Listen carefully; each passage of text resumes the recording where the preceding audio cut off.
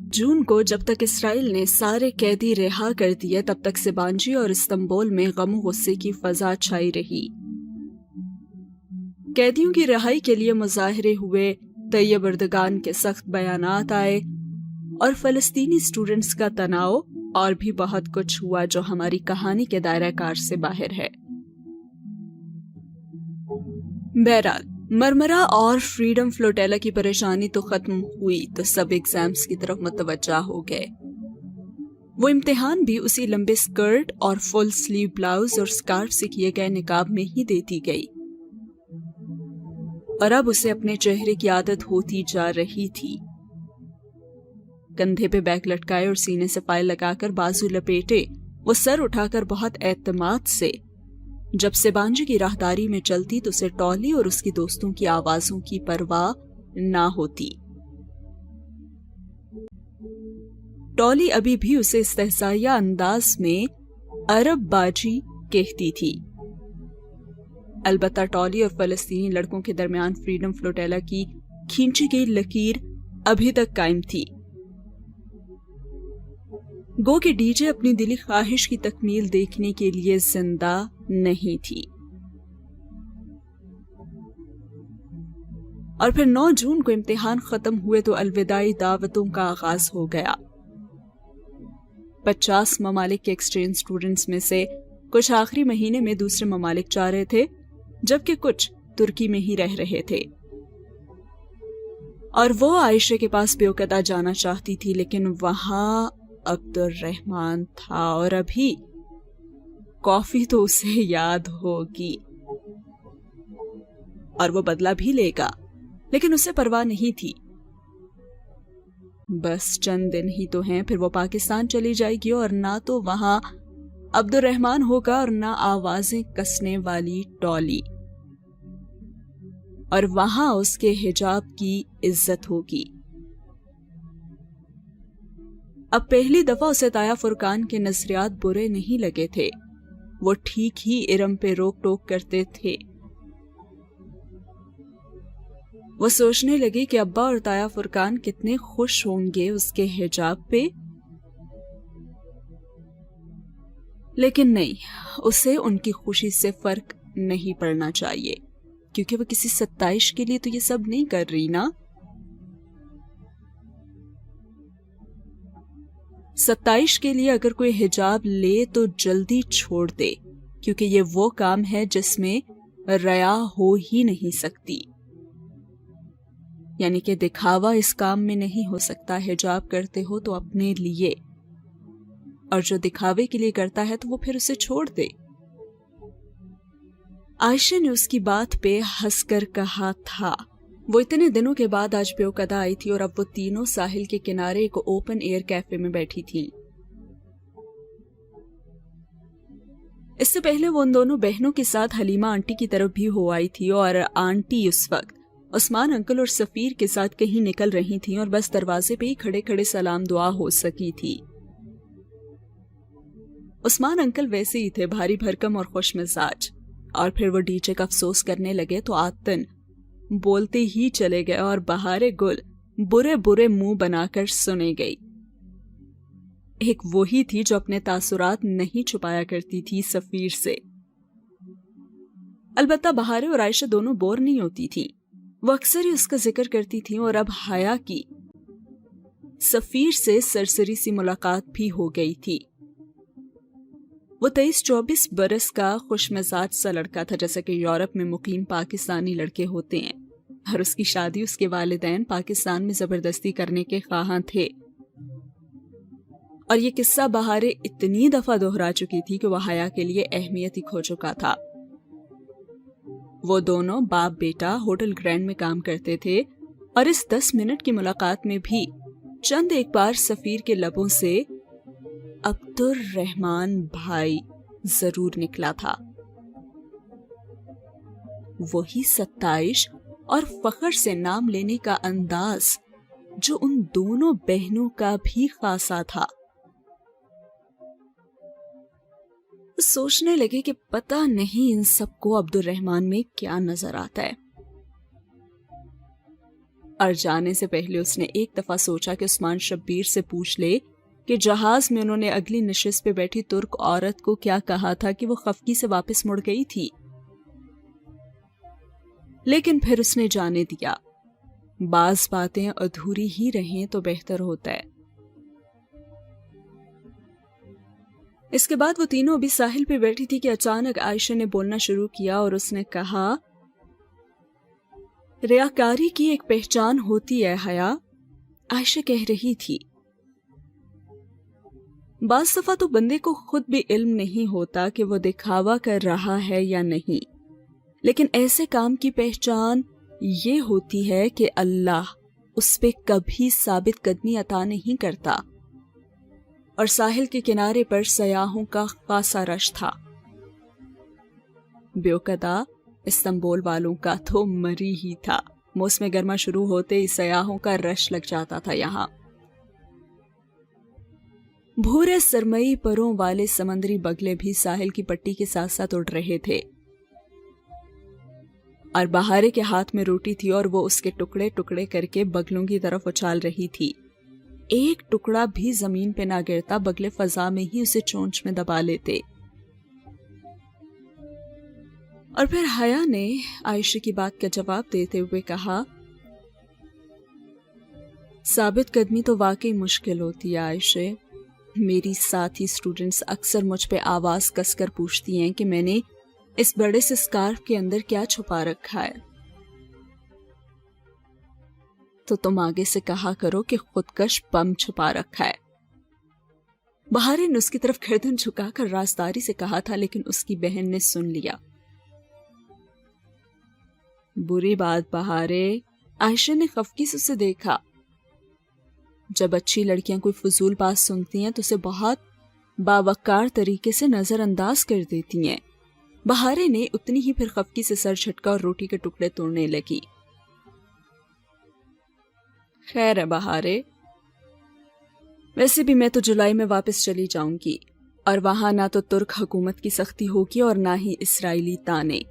میں ادھر پوری آزادی کے ساتھ حجاب لے سکوں گی۔ ضرور، مگر خندق کی جنگ میں ایک بنو قریظہ مل ہی جاتا ہے حیا۔ کیا مطلب؟ اس نے نہ سمجھی سے آئیبرو اٹھائی، اور جواباً عائشہ اپنے خاص انداز میں مسکرائی، جیسے اس کے پاس دکھانے کے لیے کوئی خاص جواہر ہو۔ تم نے کبھی سوچا ہے حیا کہ آیت حجاب سورہ احزاب میں ہی کیوں آئی ہے؟ اور اس نے جواب دینے کے بجائے ایک نیا سوال کیا، اور حیا نے ذہن پر زور دیا اور پھر نفی میں سر ہلا دیا۔ شاید اس لیے کہ یہ حکم غزوہ احزاب کے قریب ہی اترا تھا۔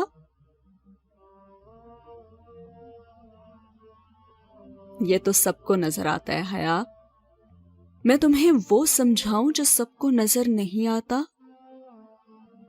یقین کرو، یہ گتھی تمہارے پزل باکس کی پہیلیوں سے زیادہ دلچسپ ثابت ہوگی۔ حیا لاشعوری طور پہ کرسی پہ ذرا آگے کو ہوئی، اور بہارے برے برے منہ بناتی روٹی کے ٹکڑے اچھال رہی تھی۔ وہ بول نہیں سکتی تھی کہ عائشہ سن لیتی، اور سب کے سامنے تو وہ ہمیشہ عائشہ کی وفادار رہتی تھی، لیکن اس نے ایک قدیم لوک کہانی میں پڑھا تھا کہ مرمرا کے بگلے ان کہیں باتیں بھی سن لیتے ہیں، سو اس نے دل ہی دل میں ان پھڑپھڑاتے بگلوں کو مخاطب کیا تھا اور کہا تھا، عبد الرحمن ٹھیک کہتا ہے، میری بہن کو لیکچر دینے کے علاوہ کچھ نہیں آتا۔ کیا تم نے سنا میں نے کیا کہا؟ اور تبھی عائشہ کہنے لگی، اللہ چاہتا تو کسی اور سورہ میں یہ حکم نازل کر دیتا، یا اس سورہ احزاب کا نام کچھ اور رکھ دیتا، لیکن یہی نام کیوں؟ اور تبھی ایک چھوٹے بگلے نے فضا میں ہی بہارے کا پھینکا ٹکڑا اچکا اور پر پھڑپھڑاتے ہوئے اڑ گیا، اور بہارے نے گردن اٹھا کر اسے اوپر اڑتے ہوئے دیکھا اور سوچنے لگی کہ کیا اس نے سنا تھا جو وہ اس سے کہہ رہی تھی۔ اور پھر آتی ہے عائشہ کی وضاحت۔ تمہیں پتہ ہے حیا، احزاب کہتے ہیں گروہوں کو، اور غزوہ احزاب دراصل غزوہ خندق کا دوسرا نام ہے۔ مجھے معلوم ہے کہ تم یہ سارا واقعہ جانتی ہو کہ کس طرح مسلمانوں نے خندق کھودی، مگر پھر بھی میں تمہیں یہ دوبارہ سنانا چاہتی ہوں۔ اور ساتھ بیٹھی بہارے کہنے لگی، ایک اور بگلے کو بتانے لگی، میری بہن حیا کو بور کر رہی ہے، اگر عبد الرحمن ادھر ہوتا تو یہی کہتا۔ کیا تم نے اب سنا ہے؟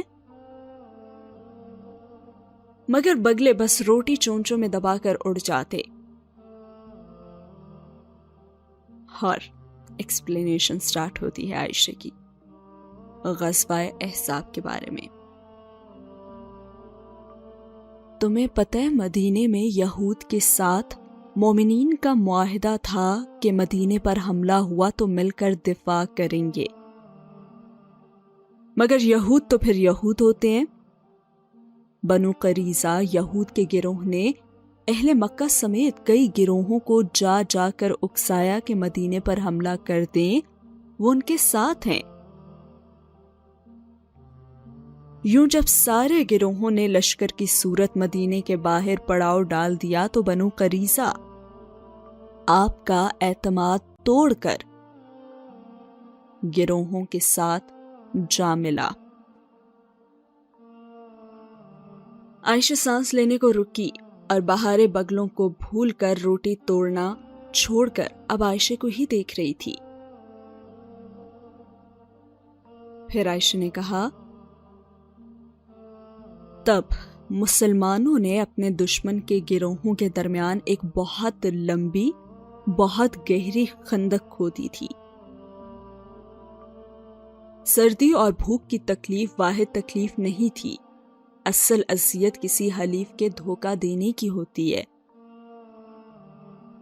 باہر والے تو دشمن ہوتے ہیں، لیکن جب کوئی اپنا بیچ جنگ میں چھوڑ کر چلا جائے تو وہ بہت تکلیف دہ ہوتا ہے۔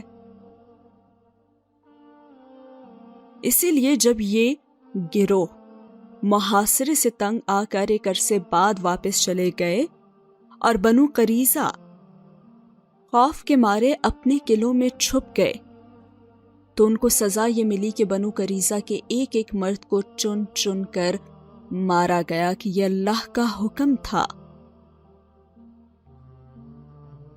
اب تم جانتی ہو حیا کہ میں نے تمہیں اتنی لمبی کہانی کیوں سنائی؟ کیوں؟ حیا کے بجائے اب بہارے کے لبوں سے پھسلا اور وہ اب ساری خفگی بھلائے عائشہ کی طرف پوری گھومی بیٹھی تھی۔ اور پھر جواب دیا عائشہ نے، کیونکہ حجاب پہننا جنگ خندق کو دعوت دینا ہے۔ گروہوں کی جنگ میں حجابی لڑکی کو دل پہ پتھر باندھ کر اپنے گرد خندق کھودنی پڑتی ہے، اتنی گہری کہ کوئی اس میں آنے کی جرت نہ کر سکے، اور پھر اسے اس خندق کے پار محصور رہنا پڑتا ہے۔ اس جنگ میں اصل دشمن اہل مکہ نہیں ہوتے، بلکہ اصل تکلیف بنو قریظہ سے ملتی ہے۔ یہ جنگ ہوتی ہی بنو قریظہ سے ہے، اور خندق کی جنگ کبھی بھی بنو قریظہ کے بغیر وجود میں نہیں آتی۔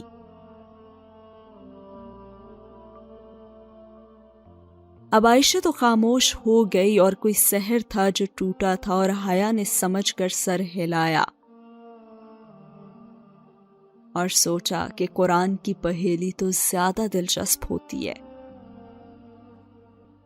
اور پھر اس نے جواب دیا عائشہ کو کہ تم صحیح کہہ رہی ہو، لیکن شکر ہے کہ میری فیملی حجاب کی بہت بڑی حامی ہے.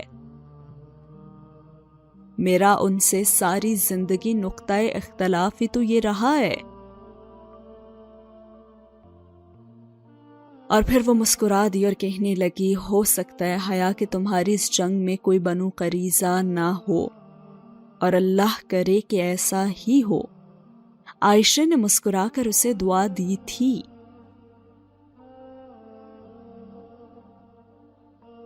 یہاں پہ عائشہ نے اس ایگزامپل سے یہ بتانا چاہا ہے کہ جیسے غزوہ خندق میں بنو قریظہ جو دوست بنا ہوا تھا، جو بظاہر یہی ظاہر کر رہا تھا کہ وہ ان کے ساتھ ہے، لیکن عین موقع پر وہ مخالف گروہوں کے ساتھ مل گیا اور دھوکہ دیا. تو تکلیف اصل سردی بھوک نہیں تھی. باہر والے دشمنی کریں تو اتنی تکلیف نہیں تھی، لیکن جب کوئی اپنا بیچ جنگ میں چھوڑ کر چلا جائے تو تکلیف وہ ہوتی ہے. اس جنگ میں اصل دشمن اہل مکہ نہیں ہوتے، بلکہ اصل تکلیف بنو قریظہ سے ملتی ہے. اور یہ جنگ ہوتی بنو قریظہ سے ہے، اور خندق کی جنگ کبھی بنو قریظہ کے بغیر وجود میں نہیں آتی. تو یہ جنگ جو تم اپنے لیے لڑ رہی ہو، حجاب پہننا، جنگ خندق کو دعوت دینا ہے، تو اس میں تمہارا واسطہ بھی کسی بنو قریظہ سے پڑ سکتا ہے. جس کے جواب میں حیا نے کہا کہ نہیں، اس کے اپنے، اس کی فیملی تو چاہتی ہی یہ ہے. یہاں پہ لگ ایسا کچھ رہا ہے کہ حیا کے ساتھ بھی ایسا کچھ ہونے والا ہے آگے فیوچر میں. خیر بڑھتے ہیں آگے ناول کی طرف. اب حیا اور عائشہ تو خاموش ہو گئیں، لیکن بہارے کسی گہری سوچ میں گم ہو چکی تھی. کچھ الجھن تھی اس کے دماغ میں بھی،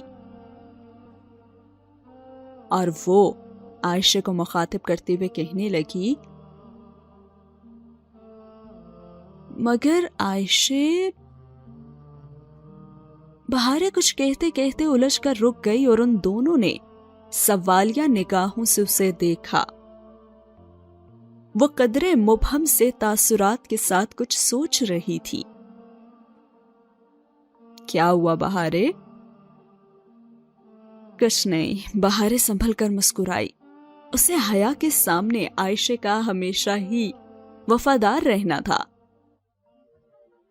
لیکن بعد میں تنہائی میں وہ اسے بتائے گی کہ اس نے ابھی پوری پہیلی حل نہیں کی، بلکہ وہ احزاب کی پزل میں کچھ مس کر گئی تھی.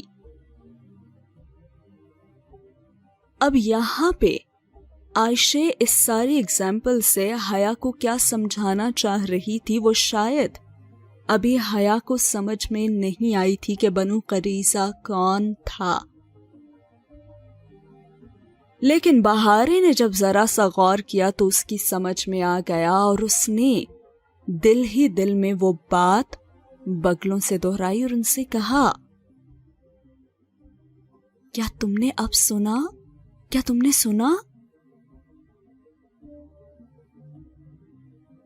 لیکن قریبی ساحل پہ پھدکتے بگلے نے ریت میں کچھ ڈھونڈنے کے لیے گردن جھکائی. ہر وہ سوچنے لگی کہ کیا یہ اسبات کا اشارہ تھا؟ کیا واقعی اس نے کچھ سن لیا تھا؟ بہارے گل یہ سمجھ نہیں سکی تھی، اور ساتھ ہی ہوا یہ سین ختم. بڑھتے ہیں اگلے سین کی طرف. امتحانات کا موسم ختم ہوا تو الوداعی دعوتوں کا سلسلہ شروع ہو گیا، اور اسٹوڈنٹس نے آخری مہینے کی سیاحت کے لیے روانہ ہونا تھا، جو سبانجی میں ایک دفعہ پھر سے وہی ماحول چھا گیا جو اسپرنگ بریک سے پہلے چھایا ہوا تھا. روانگی کی تیاریاں، پیکنگ، آخری شاپنگز، گائیڈ بکس. صرف وہی تھی جس نے ابھی تک کوئی حتمی فیصلہ نہیں کیا تھا کہ اسے بیو قدمی رہنا ہے یا پھر لندن جانا ہے. اس رات ان کے ڈورم میں پوٹلک ڈنر تھا، یعنی ون ڈش پارٹی، جس میں سب ایک ایک ڈش لا رہے تھے. سب ایکسچینج اسٹوڈنٹس اپنے ممالک کی ڈشز تیار کر کے لا رہے تھے. ہر دیسی کھانوں میں بریانی کے علاوہ اسے صرف چکن کڑاہی ہی بنانی آتی تھی، سو انجم باجی کے اپارٹمنٹ پہ ان کے ساتھ مل کر اس نے وہی بنائی تھی. البتہ نمک مرچ ذرا تیز ہو گیا تھا۔ اس سے مجھے وہ سین یاد آ گیا جب وہ پہلی دفعہ بریانی بنا رہی تھی، اور چونکہ ترکی کی مرچوں اتنی زیادہ مرچی نہیں ہوتی ہیں، اسپائسی نہیں ہوتی ہیں، تو اس نے 3-4 چمچے بھر بھر کے ڈال دی تھی اور پھر سب دیکھتے رہ گئے تھے۔ لیکن اب بھی اس سے یہی ہوا تھا، اور پھر انجم باجی اسے تسلی دیتے ہوئے کہنے لگی کہ چلو خیر ہے، کم بنی ہے تو کم ہی کھائیں گے نا سب۔ انجم باجی نے اسے تسلی دی، اور ابھی وہ دونوں ان کے کمرے میں بڑے آئینے کے سامنے کھڑی تیار ہو رہی تھیں۔ حیا اپنا سیاہ سکارف تھوڑی تلے پن اپ کر رہی تھی، جبکہ انجم باجی آئی شیڈ لگا رہی تھی۔ انہوں نے سلک کا نارمل سا جوڑا پہن رکھا تھا۔ جوڑا تو اچھا تھا، لیکن قمیض کافی چھوٹی اور شلوار کھلی تھی۔ یا تو انجم باجی ذرا آؤٹ ڈیٹڈ تھی، یا پھر انڈیا میں ابھی تک پٹیالہ شلوار اور چھوٹی قمیض کا فیشن ہی چل رہا تھا۔ پاکستان میں تو وہ عرصہ ہوا غائب ہو چکا تھا۔ اس نے سوچا تو تھا، لیکن انجم باجی سے کچھ کہا نہیں۔ تم آج تو نقاب مت کرو، آج تو پارٹی ہے۔ اسے نقاب کرتے دیکھ کر انجم باجی ذرا بے چینی سے بولی تھی، اور وہ ذرا چونکی اور پھر دھیرے سے مسکرائی۔ پارٹی تو ہے انجم باجی، لیکن لوگ تو وہی ہیں نا جن سے سارا دن نقاب کرتی ہوں، اب اتارا تو کتنا برا لگے گا۔ اس نے بے حد رسان سے سمجھایا تو انہوں نے بھی سر ہلا دیا اور کہا، ہاں یہ تو ہے۔ ویسے اپنے دیسی لوگ کتنے اچھے ہوتے ہیں نا، حجاب پہ آپ کو ویسے اذیت نہیں دیتے جیسے ٹولی جیسے لوگ دیتے ہیں۔ شکر انجم باجی نے دوبارہ اعتراض نہیں کیا تھا، اور کرنا بھی نہیں چاہیے تھا، وہ بھی تو ان کے پرانے فیشن پہ کچھ نہیں بولی تھی نا۔ اس نے پیشانی سے سکارف ٹھیک کرتے ہوئے سوچا تھا۔ آج اس نے سیاہ سلک بلاؤز اور سکرٹ کے ساتھ سیاہ سکارف لیا ہوا تھا۔ پورا لباس سیاہ تھا، بس آستین پہ کلائیوں کے گرد سفید موتیوں کی دوہری لڑی لگی ہوئی تھی جو کہ مدھم سے چمکتی تھی۔ اب ڈون بلاک کے کامن روم میں روشنیوں کا سا سما تھا، کرسیوں کے پھول ویسے ہی بنے تھے جیسے حسین کی سالگرہ کے دن بنائے گئے تھے۔ اس کا جنجر بریڈ ہاؤس اور ڈی جے۔ خیر یورپین لڑکیاں بہت دل سے تیار ہوئی تھی، شولڈر لیس ملبوسات جو گھٹنوں پر سے اوپر آتے تھے۔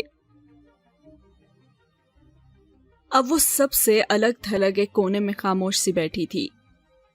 فلسطینی لڑکے اور ہولے اپنے اپنے کاموں میں مصروف تھے، سو وہ آ نہیں سکے تھے، اور وہ خود کو بہت تنہا محسوس کر رہی تھی۔ دل میں عجیب سی ویرانی چھا گئی تھی، جیسے کہ وہ کسی غلط جگہ پہ آ گئی ہو۔ اگر وہ پہلے والی حیا ہوتی تو ایسے تیار ہوتی کہ کوئی اسے نظر انداز نہ کر پاتا۔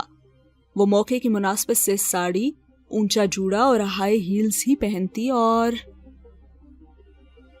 پھر اس نے اپنا سر جھٹکا۔ زمانہ جاہلیت کی کشش سکل آخر مرتی کیوں نہیں ہے؟ وہ کیوں اسے بار بار کھینچتی رہتی ہے؟ حالانکہ وہ تو قطعاً واپس اس دور میں نہیں لوٹنا چاہتی، وہ تو اس پہاڑی پہ قدم بقدم اوپر چڑھنا چاہتی تھی۔ تو پھر اب وہ نیچے کیوں دیکھ رہی تھی؟ نیچے تو صرف کھائی تھی، اور اسے صرف اوپر ہی جانا تھا۔ لیکن یہ دنیا کی ڈسٹریکشنز اور یہ جو گریویٹیشنل فورس ہے فیشن دنیا کی، یہ اسے واپس کیوں کھینچ رہی تھی؟ انہی سوچوں میں وہ گم تھی کہ کھانا شروع ہو چکا تھا۔ اسٹوڈنٹس ہنستے مسکراتے باتیں کرتے پلیٹیں لیے ادھر ادھر گھوم رہے تھے۔ ٹولی اپنی ڈش اٹھا کر وہیں لے آئی تھی، اور پتہ نہیں گوشت اور گاجر کا کیا ملغوبہ تھا جس کا وہ ایک بہت مشکل صبرانی نام لے رہی تھی۔ اس نے بہت ہی خوش دلی سے حیا کے آگے ڈش کی تو حیا نے شکریہ کہتے ذرا سا پلیٹ میں ڈالا، اور پھر ٹولی مسکرا کر آگے بڑھ گئی، اور حیا نے تمام سوچوں کو ذہن سے جھٹکتے کانٹے میں گوشت کا ٹکڑا پھنسایا تو پھر ایک دم ٹھہر گئی۔ وہ تو نقاب میں بیٹھی تھی نا، اور نقاب کے ساتھ وہ کیسے کھا سکتی تھی؟ اسے کیوں بھول گیا کہ وہ نقاب کے ساتھ نہیں کھا سکتی؟ اس نے بے بسی سے ارد گرد دیکھا تو کوئی اس کی طرف متوجہ نہیں تھا، لیکن ہاں وہاں بہت سے لڑکے تھے اور وہ نقاب نہیں اتار سکتی تھی، کم از کم ٹالی کے اس ملغوبے کے لیے تو کبھی بھی نہیں۔ اس نے بے دلی سے کانٹا پلیٹ میں گرا دیا اور دل کی ویرانی اب اور بڑھ گئی۔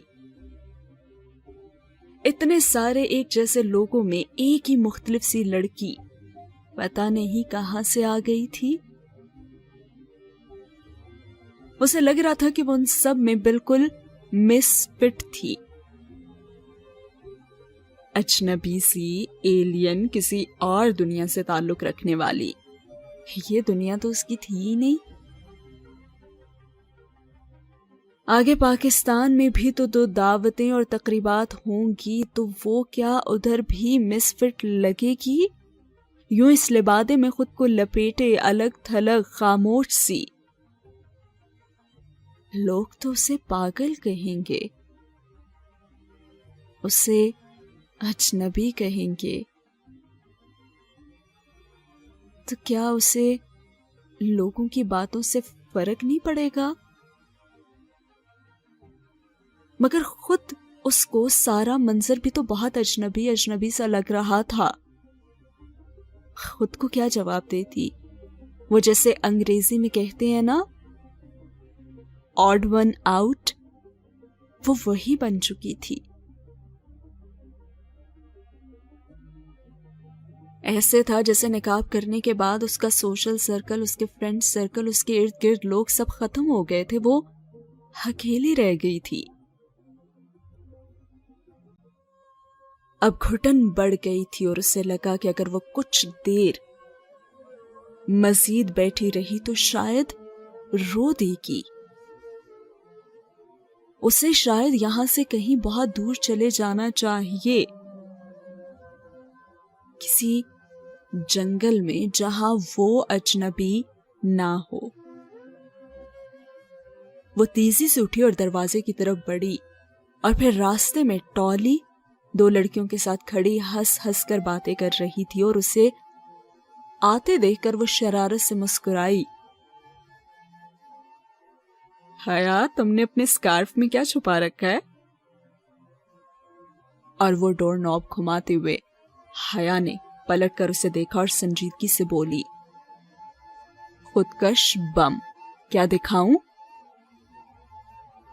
اس نے سوالیہ آئی برو اٹھائی اور ٹالی کی مسکراہٹ تو واقعی غائب ہو گئی۔ وہ اس کے سنبھلنے کا انتظار کیے بغیر وہاں سے باہر نکل آئی۔ تو واقعی بہارے کا کہا گیا جملہ کام کر گیا تھا۔ اپنے ڈور میں آ کر اس نے زور سے دروازہ بند کیا اور پھر دروازے سے کمر ٹکائے آنکھیں بند کیے تیز تیز سانس لینے لگی، اور پھر چند ثانیے بعد اس نے اپنی آنکھیں کھولی تو دیکھا کہ کمرہ خالی تھا۔ چاروں ڈبل سٹوری بنکس نفاست سے بنے پڑے تھے، اور وہ اسی طرح دروازے سے لگی زمین پہ بیٹھتی گئی۔ سکارف کی پن نوچ کر اس نے اتاری اور اسے اپنی میز کی طرف اچھالا، اور وہ کرسی پہ جا گرا اور ایک پلو لٹکتا ہوا زمین کو چھونے لگا۔ وہ اسے اٹھانے کے لیے نہیں اٹھی، بس نم آنکھوں سے اسے دیکھی گئی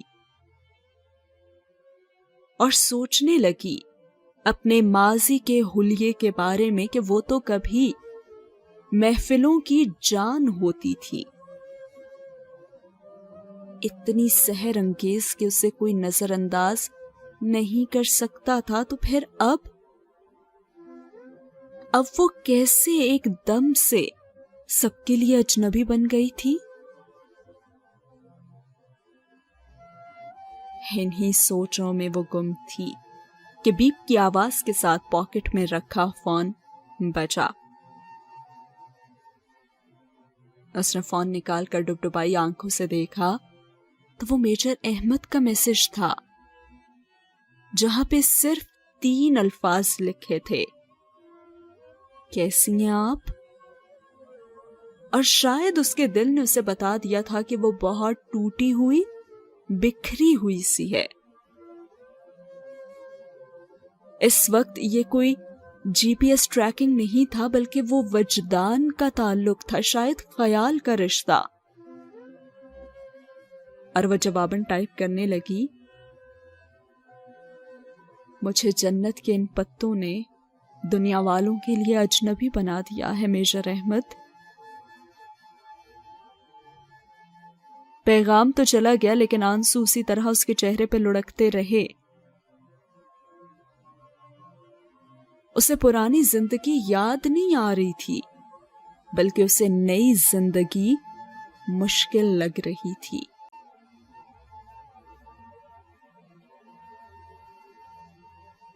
एहसाब की जंग की यह खंदक तो बहुत गहरी और बहुत तारीक थी, और उसमें उसका दम घुटने लगा था। वो सोचने लगी कि वो उस पे कैसे कायम रहेगी, कैसे कायम रह पाएगी। और फिर अहमद का जवाब आया तो स्क्रीन जगमगा उठी। उसने पैगाम खोला जिसमें लिखा हुआ था, अल्लाह के रसूल सल्लल्लाहु अलैहि वसल्लम ने फरमाया था, इस्लाम शुरू में अजनबी था और अनकरीब ये फिर अजनबी हो जाएगा। और सलाम हो उन अजनबियों पे। और फिर स्क्रीन पे टप टप उसके आंसू गिरने लगे। ओ अल्लाह, उसने बेख्तियार दोनों हाथों में सर गिरा लिया और कहने लगी, वो क्यों नहीं समझ सकी कि यही अजनबीपन तो इस्लाम था। दुनिया से अजनबी, ऐसी तो होती हैं अच्छी लड़कियां, आम लड़कियों से अलग, मुनफरिद, मुख्तलिफ। वो दुनिया में गुम और बेफिक्री से कहकहे लगाती कपड़ों, जूतों और ड्रामों में मगन लड़कियों जैसी तो नहीं होती ना। अजनबियत ही उनकी शनाख्त होती है। वो साहिल की कीचड़ पे चमकने वाला अलग सा मोती होती हैं, अजनबी मोती। वो धीरे से मुस्कुराई और हथेली की पुश से आंसू रगड़े। वो एक मजबूत लड़की है और उसे इतनी जल्दी हार नहीं माननी, और वो इसी अजनबी तरीके से इस दुनिया में सर उठाकर सबके दरमियान जिएगी और वो दुनिया वालों को ये करके दिखाएगी।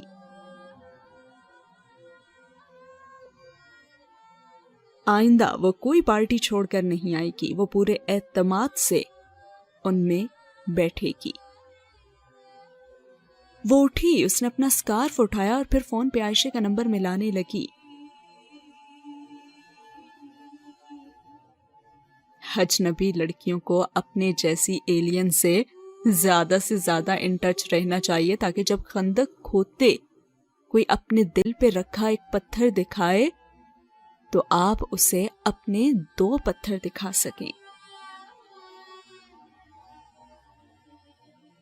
और जैसे उसने कॉल की तो दूसरी जानब से बाहर चाहिए थी। अस्सलाम वालेकुम हया, मैं भी तुम्हारे बारे में ही सोच रही थी। अच्छा, तुम क्या सोच रही थी? वो आईने के सामने खड़ी बालों का जूड़ा खोलने लगी। नर्म रेशमी बाल खुलकर कमर पे गिरते चले गए और वो अब भी इतनी खूबसूरत थी जितनी पहले थी। मैं सोच रही थी कि मैंने तुमसे पूछा ही नहीं कि तुम्हारा बॉक्स खुला भी है या नहीं। अरे हाँ, वो तो खुल गया, मगर उसमें सिर्फ एक चाबी थी। खुल गया मतलब तुमने पहेली बूझ ली? बहारे एकदम से बहुत पुरजोश हो गई थी। हाँ, मैंने बूझ ली। तो उस बॉक्स की क्या थी? I mean, कौन सा लफ्ज था? बहारे को बहुत बेचैनी हुई थी और उसने भी हया के बॉक्स पे जोर आजमाई तो की थी, लेकिन सब उसके ऊपर से गुजर गया था। اور پھر اس نے جواباً مسکراتے ہوئے سے بتایا کہ ٹاکسم ہے۔ عائشہ اور بہارے باکس کے کوڈ کو عموماً کی کہا کرتی تھی، متکفل باکس کی چابی، اور وہ ایک دم سے چونکی۔ کی اس نے بے یقینی سے دہرایا۔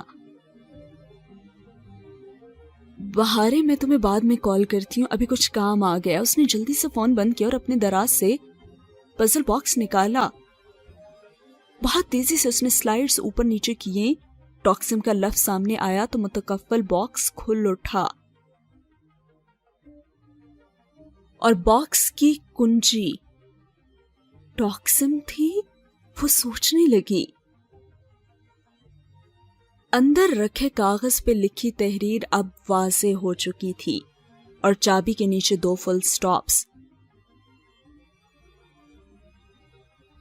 چابی، او خدایا، اسے یہ پہلے کیوں سمجھ میں نہیں آیا؟ حالانکہ اسے پنکی نے بھی بتایا تھا کہ جو توڑ کر کھولے گا تو یہ باکس اس کے کسی کام کا نہیں رہے گا۔ اس نے وہ تحریر یقیناً توڑ کر کھولنے والے کے لیے ہی لکھی تھی تاکہ وہ سمجھے کہ یہاں پہ جو چابی ہے اس سے مراد وہ لوہے کی چابی ہے، جبکہ جو ریڈل سالو کر کے اسے کھولے گا اسے سمجھ آ جائے گی کہ چابی سے مراد کی یعنی کہ ٹاکسم ہے۔